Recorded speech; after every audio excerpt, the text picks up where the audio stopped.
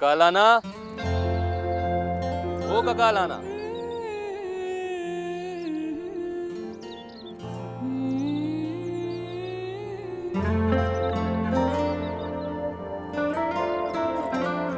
ना अबो तो घर में कोने, अब बाहर वयो आए। ऐं काकी रहीमा वो तड़ते वैया, पर तू कुछ हलाई तो पुछी। काके कुछ पैसा घुरिया, उहे ॾियणा। तू मुखे ॾेई छॾ, आऊं अबा खे पाणे ॾेई छॾींदसि।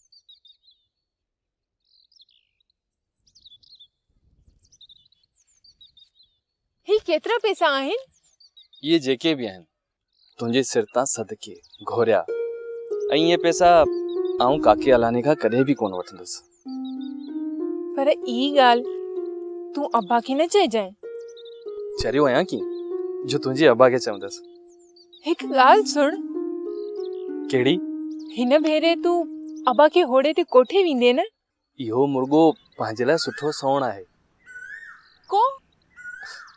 जे तुंहिंजो अब्बो मूं साण हूंदो न त आऊं हुनखे ॻाल्हियुनि ॻाल्हियुनि में राज़ी करे वठंदसि।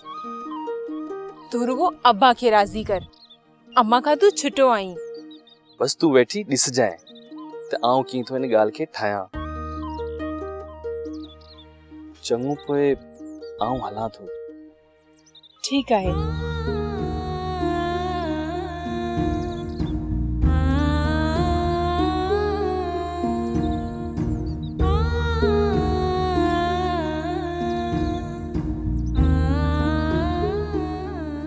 NGOs वारा आहियूं, असांखे तव्हांजे ॻोठ बाबति कुझु मालूमात खपे।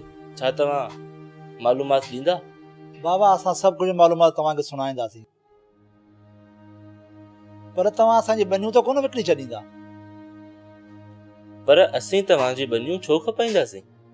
कहिड़ी ख़बर साईं, अॻे शाह साहब वारा बि हिते ईअं ई ईंदा हुआ।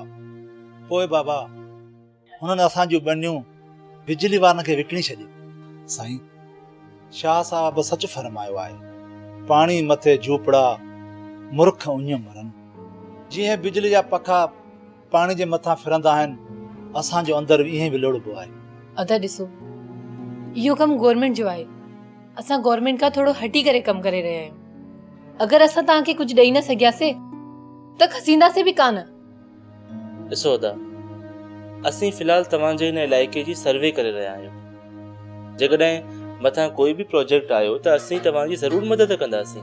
बाबा घर में कुझु बि न आहे, तव्हां हलो, तव्हांखे मां पंहिंजो घरु ॾेखारियां। असां सां जुठियूं इलाही थयूं, इन जे करे असीं पक था करियूं। असीं पहिरें मरहले में हिन ॻोठ जा तफ़सील पिया गॾु कयूं ऐं इंशाल्लाह ॿिए मरहले में हिन सभिनी ॻोठनि जा मसइला लिखंदासीं। चाचा, तव्हांजे हिन ॻोठ जो नालो छा आहे ऐं तक़रीबन हिन ॻोठ में घणा घर आहिनि? अमां तोखे रब नेकी ॾे, हिन ॻोठ जो नालो सजण वारी आहे। बाबा हिन ॻोठ में तक़रीबन 500 खनि घर आहिनि। रब्बू ईअं मुंहं खे पियो ॾिसंदे या महिमान लाइ चांहि जो बंदोबस्तु कंदे? न अदा, फ़िलहाल असांखे चांहि जी का बि ज़रूरत न आहे। इंशाल्लाह ॿिए दफ़े तव्हांजी चांहि ज़रूरु पीअंदासीं। चङो, माशाअल्लाह।